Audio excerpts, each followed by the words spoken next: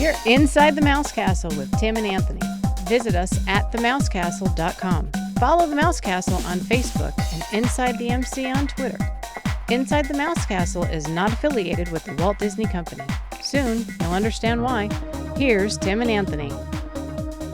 Welcome inside the Mouse Castle. I'm Tim Calloway. I'm Anthony Reynolds. It is February 3rd, 2016. And we are your weekly dose of Disney news, information, and commentary. And what do we have coming up today, Mr. Reynolds? An armed man was arrested at Disneyland Paris. Which Disney... arm? Oh, no, I'm sorry. Well, I don't know. Was he? Does that mean he's one-armed? One-armed man. The fugitive. And Harrison Ford was chasing him. I don't care, said Tommy Lee Jones. Disney princesses don't talk as much as you think, and Walt Disney World is being sued over a snake bite. That's all next inside the Mouse Castle. Cool.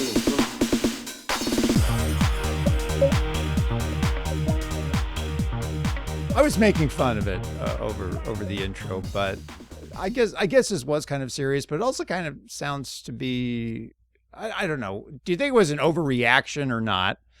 Apparently, a gentleman carrying 2 guns and a Koran. Not just a Koran, but according to this article in Daily Mail, it says a guide to the Koran. I don't understand what that is. A guide to the Koran, like a picture book? It could be. Anyway, sitting in your Koran. He was going to the New York hotel at Disneyland Paris. Ooh. And I guess metal detectors detected that he That's had what they 2 do. guns, and he was detained. And Did they let him go, Tim? No, he was detained. He was detained. And this is the thing. This is the thing that amazed me. I had looked at this article like last week when the story came out, and it did cause a lot of concern. Anytime someone, doesn't matter what your religion is, anytime that you show up at a Disney resort with weapons, packing heat, not a good thing. Okay, that can cause trouble.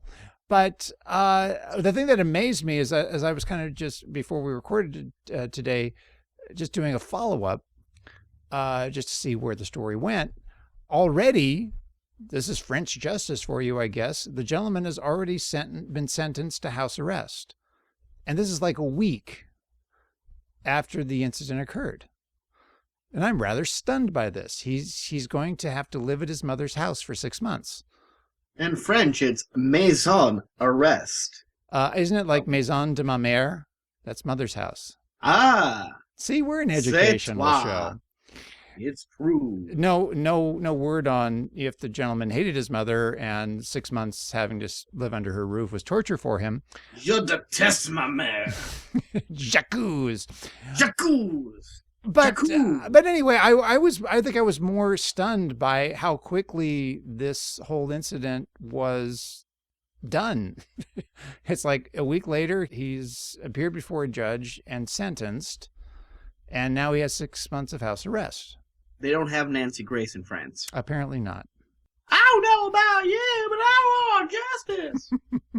Well, it sounds like justice was served. But anyway, this is why, sadly, we have metal detectors at Disneyland now, is because of concern over people's safety. And wasn't there an incident probably late last year where they picked up a gentleman at the Disneyland Resort who had attempted to walk onto property with a weapon?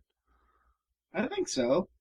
I remember seeing that. I remember that. But I mean, sadly, these are the times that we live in. So we have to have metal detectors at the entrances to hotels and theme parks, and certainly France is very nervous considering recent events there. It didn't appear that the gentleman had any nefarious malicious intent at all. He said he was carrying the weapons for personal protection. He has no history of any sort of extremist activity. I think the worst thing that had ever happened to him is he got a traffic ticket. That'll do it. God, put him behind bars. And no, they're just sending him to his mom's house for 6 months. Oh.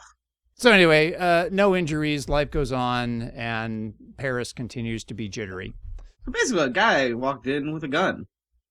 I don't know. Yeah, well, and of course that shows you how we react and how the media reacts to things. It wasn't just man with gun or armed gunman enters Hotel New York. It was armed gunman with a Koran. Ugh. Because we all know what that means. I'm sorry, if the guy had been white, it would have just been armed gunman. If he was carrying a Bible, it would not have said armed gunman with a Bible. But because he had a Koran, it was armed gunman with a Koran. I have a real issue with that. Inside the Mouse Castle with Tim and Anthony bringing you the latest news on race relations. That's right. Let's talk about the Oscars next. No, never. Oh, yes. Maybe not. Maybe, probably not. No. Anyway, let's talk about Harrison Ford. Harrison Ford. There's an upcoming Disneyland TV special coming up on ABC in February. It is February. It is February. Welcome to February. Is it Groundhog's Day? Well, it is when we're recording it, but when it's released. Oh, okay. See, I never know when that is. We do that time jump, yeah. So well, anyway, technically, tomorrow, technically, Groundhog Day was yesterday. We could really freak people out and say it's today again. We could, and we'll play "I Got You, Babe." I got you, babe. You just play that song anyway. It's a good song. It's a good song. Sonny and Cher, awesome. Yeah.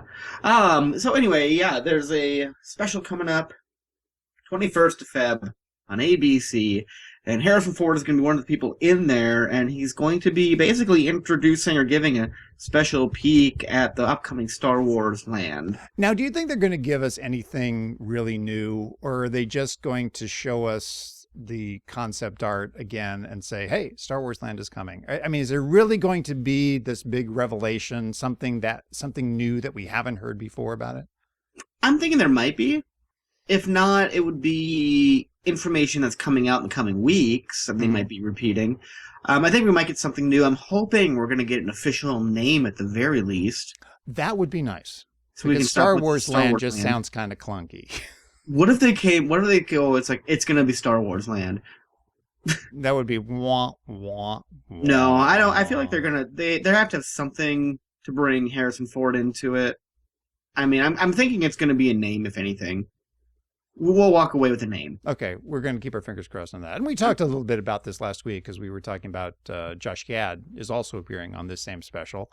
And by the way, that whatever surprise that he was supposed to be offering up last Thursday, it wasn't a Beauty and the Beast trailer, that's for sure. It was a Snapchat of his junk. And who hasn't seen that already? And he just superimposed Olaf's eyes and nose. It was uncomfortable. It was awkward at best, but I guess it was just his lip sync battle thing Thursday night. That's all I can think of. But anyway, he's going to be on the special. So is Harrison Ford, and so is Elton John, who is performing. That piano man himself. Yes, well, he plays the piano, and occasionally he performs with the piano man. So I guess there is a connection there. But yeah, actually, he had performed at Disneyland a few weeks ago. Unbeknownst to me, he was in the park and they were recording his musical segment for this special in front of Sleeping Beauty Castle. And I had no idea he was there. And I feel kind of bummed about that I missed this live performance. Do you follow any of these like Twitter like celebrities at Disneyland thing? No. Because you should. I knew he was there. Apparently I should, yeah. Like that afternoon. Well, that was interesting. I actually had met Mark Eads with the Orange County Register for a drink. We got together at Hearthstone over at the Grand Cal. Oh, I haven't been there in a minute. I love that place. I love the ambiance. The service is hit and miss. It depends on who your server is, but I like the ambiance. But anyway, I had gotten a text message from a friend saying that they had heard that Elton John was in the park. So talking to Mark Eads, who covers Disneyland extensively, I said, what do you know about Elton John performing at the park? He says, oh, he's done it already. Turns out Elton John was there that night. So shame on you, Mark Eads. He's always on top of it. It's his job. It was. So maybe Elton John had been there and they were just shooting the performance again. I don't know. anyway, Elton John's going to be on this special where a year after Disneyland's 60th birthday, we're still celebrating it, and we're presenting it on ABC television. It's kind of cool, though. They're bringing the whole special back to ABC on Disneyland. I do like that. Yeah, and I kind of like, I mean, I miss that there's not like a weekly Wonderful World of Disney anymore, but now they do it like a special. They do the Wonderful World of Disney when there's a big deal to announce. It's fun. Fun for the whole family. It is fun for the whole family. And family park. Harrison Ford and Elton John and Josh Gad. And who else is going to be in this thing? We've got somebody from Dancing with the Stars, Derek Huff. Derek Huff. Who is Dancing with the Stars champ. What does that mean? I don't know. I don't watch the show. But apparently he's going to be performing, as is Whitney Carson, who is also from Dancing with the Stars. Oh, my God. Apparently we need to watch Dancing with the Stars so we can understand such things. Yeah, that's all there is. Yep. And then Josh the Gad is Los Angeles Philharmonic. Conducted by Josh Gad. Oh, no, wait. Gustavo Dudamel, artistic director. I don't know. I'm just reading names that I'm seeing. Bob Iger. We're getting this from Variety, and it's so you give credit where credit's due. But yeah, the LA Philharmonic is going to be performing, conducted by Gustavo Dudamel. Am I saying that right? You said that right. Gustavo Dudamel. Oh, I like that. I like you. That's much better. Okay, but anyway, they're going to be doing Sorcerer's Apprentice from Fantasia. That's always a good thing. So yeah, I mean, this is a special that it's like it's gaining more and more momentum. It's like this is one I've definitely marked on the calendar. I want to see this. Marked. Very much so. Duly marked. Marked again. Cha-ching. Mark this on your calendar. Cha-ching. I'm going to mark it on my calendar. I'm going to bring it up. Here's another one you can mark on your calendar. Star Wars The Force Awakens is coming out on Blu-ray, DVD, and digital HD. Digital HD? Digital HD. It's going to come out sometime in April, is what we have heard. If you go on Amazon.com, you can do the pre-order, but we don't have an exact release date yet. Just the buzz is sometime in April. It's going to be April 20th for all the stoners. Could very well be. And is this one of those ones where I think this is one where they're actually going to move a lot of actual Blu-rays. People aren't going to just wait to stream it or download it. Not to say that they haven't already, but anyway. Nah, there's no good copies out. Yeah. Thank you for that. But I think this is one that is really going to be a big seller. It really is. This is one that people are going to want to own a physical copy of the movie. I don't know. I'd be fine with a digital copy because honestly, I don't know when I would ever put it in a Blu-ray. I would do that. But see, when you get the Blu-ray, you usually get a digital HD copy anyway. Yeah. And it's going to be full of bonus features, although we don't know what they are. I want to get the digital 3D version, and I want to watch that on my VR headset. You're just dying to do that. You know I am. You better get it, and I expect a full review from you as soon as you run it through that thing. Did I tell you there's this 360 video of Jakku, and you're on this like floating like barge. I don't know what it is. I've seen it. You've seen that video? I have also. If you go to the mousecastle.com, Ooh. I posted it quite some time ago. And that with a 360 headset, that would be freaky. Amazing. That would be freaky. You look up, you look down, you look Next side time to we side. meet up, I'll bring it with. Okay, deal. You yeah, I know. You keep anytime telling me soon? about this thing. I want to see it for my own self. You'll look like the grandma from Carousel of Progress. In her rocking chair. No, do you have any Disneyland plans? I am going to be in California on a couple of trips this month. Mm-hmm. Not specifically Disneyland, although I may drop by near the end of the month during Oscar week. All right. I'm thinking about going on this weekend, maybe. It's been a while since I've been there. Yeah, you should go again. It's probably been way too long. I know. Oh my God! I renewed my pass. I got an annual pass holder bumper sticker in the mail. Oh, now what does it say? Does it just say annual pass holder? It had, well, I don't, it's weird. Like, it's an oval that says AP, Disneyland Resort with Mickey ears. Oh, that's cute.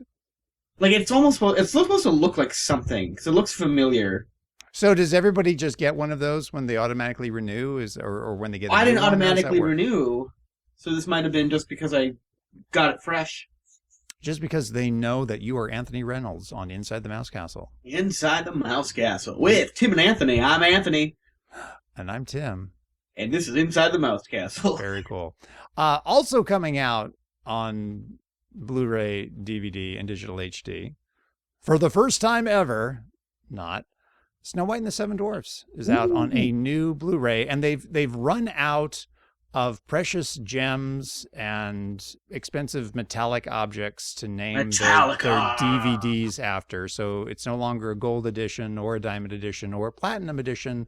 They've run out, and now they just call it a Walt Disney Signature Collection. Give us your money edition. And from what I've heard, I have not looked at this one yet. There is a newly discovered, once thought lost, Oswald short cartoon. Hungry Hobos. Hungry Hobos? Hungry Hobos. It was like, I'm thinking like from like 1927 or something like that. Anyway, I did get a chance. I got invited to see a screening of it shortly after it had been restored last year. And it was very cool to see. I mean, it's 2D hand-drawn animation, the very basic rudimentary stuff. It predates Mickey Mouse. But it's the work of Walt Disney as your director and producer, and Ub Iwerks as the animator, and it is good fun. It's silly, but just funny action that never stops, and it's just an enjoyable cartoon, and it's wonderful that they were able to find a copy of it and restore it. So I'm a terrible Disney fan. I don't know that I've ever seen an Oswald short. I can fix that. Okay. You bring the headset. I will bring my Walt Disney Treasures collection of The Adventures of Oswald the Lucky Rabbit. That's not fair. Mine's going to be so much cooler. Stop. I don't know. What do you think we could do with Oswald in there? We'd have to hook it up to like a DVD player. Yeah. I'll have to work on that. We'll work on it. But anyway, but yes, no, if you look at the Oswald cartoons, if that matter, you look at the old Alice comedies, you actually get a greater appreciation of what Disney did with Mickey Mouse, and then moving into the feature films like Snow White and Pinocchio and etc. It's great to see how the art form developed over the years before Walt Disney had the huge success of Mickey Mouse. It's really neat. You lost me back at Alice comedies. Because I'm just I just don't care about Alice. No, it's not that Alice. Oh, okay. This is the little Midwestern girl in the cartoon world who does not look like Nia Wasikowska or whatever her name is. Who is she? She's Alice. She's Alice in Wonderland. Yeah, I know. Now this I thought was kind of funny. There was kind of a big deal, really in the last week, about a trailer. I guess it was finally released on TV for Alice Through the Looking Glass, which is the new sequel to Tim Burton's Alice in Wonderland. That everybody wanted. And they're making a big deal about, as they should, I guess, that Alan Rickman does a good portion of the narration because he provided the voice of the caterpillar. But as I'm watching this, all I can think of is this trailer has been out for weeks online. There's nothing new about the fact that you can now see it as a TV spot. Well, Rickman's dead. That's new. I know. And so it's like they're capitalizing on the fact it's like, oh yeah, Alan Rickman is narrating it. Well, Alan Rickman narrated it and it was online while he was still alive, and it wasn't nearly as big a deal as it is now. But now he's dead, so it's a big deal. Well, Disney's just mad that Universal and Warner Brothers are getting all the Alan Rickman love with the whole Harry Potter stuff. You may be onto something there. Yeah, they're trying to catch up on that. Yeah. Yeah, like and really, it is his last film role. Is the voice of Absalom in Alice Through the Looking Glass. There you go. See, they deserve some of that, I guess. I guess so. And for those of you keeping track, Alice Through the Looking Glass comes out on May 27th. It's going to be out on Memorial Day weekend. That's news to literally everybody. I know. There aren't a lot. I mean, you and I are kind of indifferent to this because we're not fans of Tim Burton's Alice in Wonderland. Hey, Tim, quick. What? Ask me when that movie comes out again. When's it come out? I have no idea. Memorial Day weekend. I know that, but I don't know the date. Okay. May 27th, the last weekend in May. How's that? Does that work for you? Because I know you're going to be... March 23rd, I'll be there. You're going to be first in line to see Alice in Looking Glass. I'll be the only one in line for some time to come. Now, Sacha Baron Cohen is going to be in it, and he's going to be Time. Timekeeper? No, just Time. Oh, hi. Yeah. Who's he married to? Rosemary? Figment. Oh, no. They named their kids Parsley and Sage. Aww. That song is so gloomy. Yes, it is. Simon and Garfunkel. This movie's going to do well, and it's going to piss me off. Yeah. Speaking of Simon and Garfunkel, what are your thoughts on Garfunkel and Oates? I like them. I like them. And the reason I bring that up is that the Annie Awards are this weekend, which is the big animation awards, and Disney is expected to do well as they always do. And our friend Don Hahn is getting the June Foray Award, which is a Lifetime Achievement Award for his contribution to animation, which I think is pretty awesome. But anyway, Garfunkel and Oates are actually presenters at the Annie Awards. They were like co-hosts last year, and they were the best thing about the show. And it's not something you can see on television. It's something that streams online. And the thing that I actually like about the Annie Awards is animators and people working in the animation industry, no offense, but you have absolutely no polish when it comes to doing an award show. No. The Annie Awards are clunky, awkward, poorly timed, but they're very real and they're very spontaneous. And every now and then they'll bring in entertainers who add a little punch to it. And Garfunkel and Oates were my favorite people last year. I'm so glad they're going to be back co-hosting or presenting this year. That's cool. And I'm happy for Don Hahn too. Their show got canceled, and that bums me out. I would love to see them perform live. I think. That'd be just pretty awesome. Solid. So anyway, we talked about Snow White and the new the Seven release. Dwarves. There's Larry, John, Curly, Mo, Bubba. There's Jeremy. But here's an interesting thing, and I don't know if we should be surprised by this at all, but apparently, all the Disney princess movies, or all the Disney movies that had a female protagonist or female title character, were analyzed by a team of linguists who decided to count words and count the amount of dialogue that these various Disney princesses actually have in their movies. Ooh. And the end result was, drum roll please, male characters in the movies still talk more.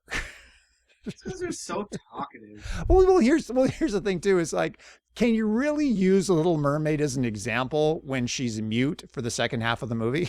That's why I love that movie, because that broad shuts up.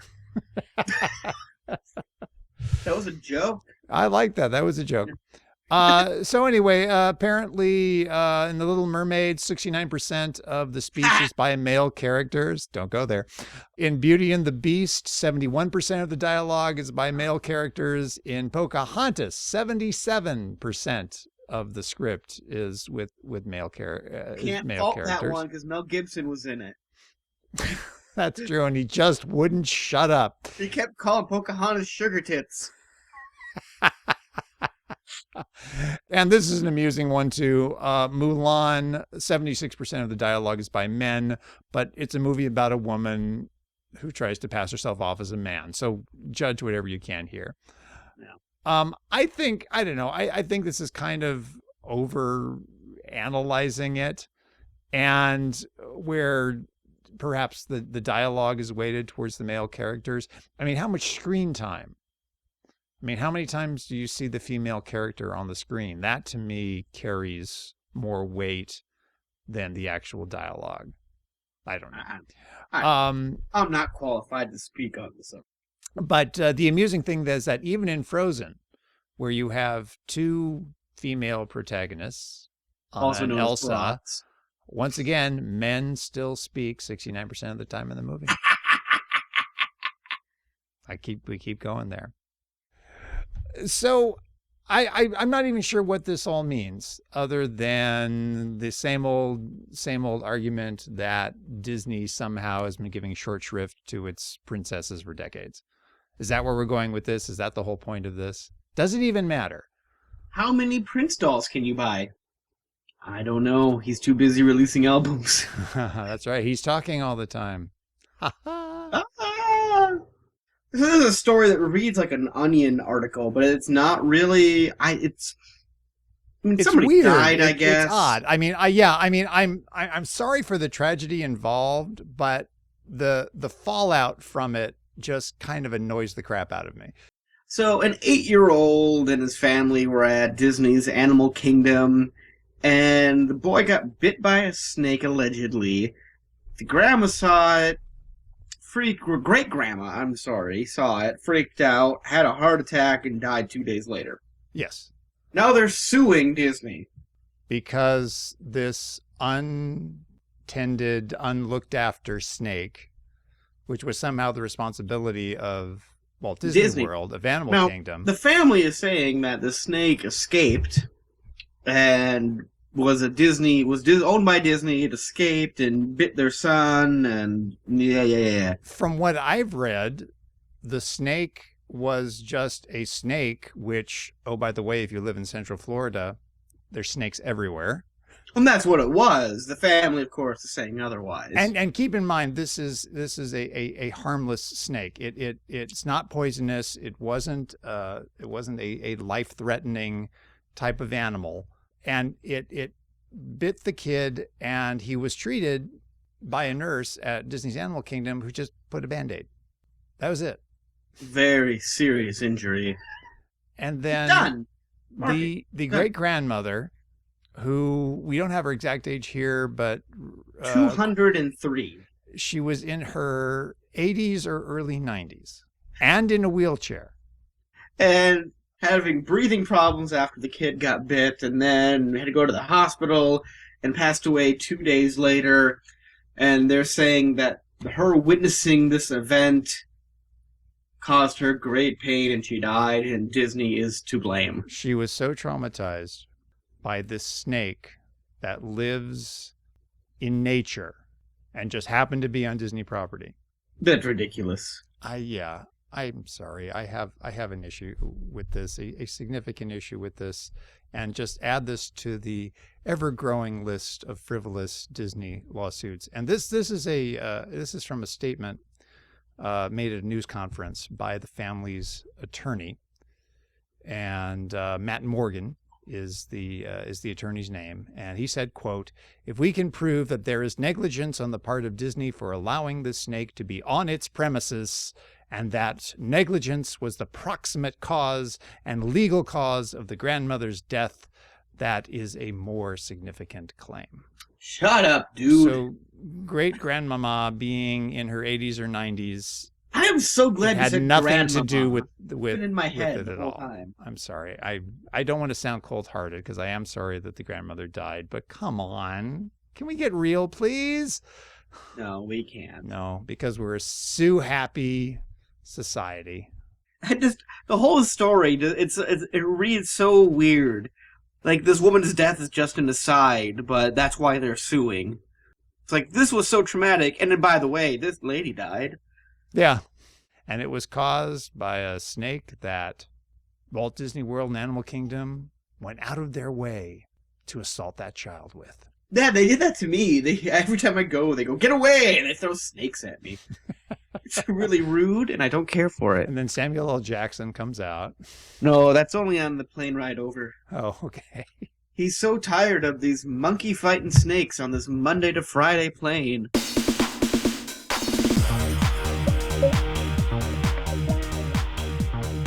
And that will do it for this edition of Inside the Mouse Castle. Don't forget to visit us at themousecastle.com, on Facebook at facebook.com/themousecastle, and on Twitter at InsideTheMC. And we're also on Instagram, Tumblr, and Pinterest. And you can subscribe to us on iTunes, Stitcher, and SoundCloud. And we're actually on a new podcasting app called Clammr.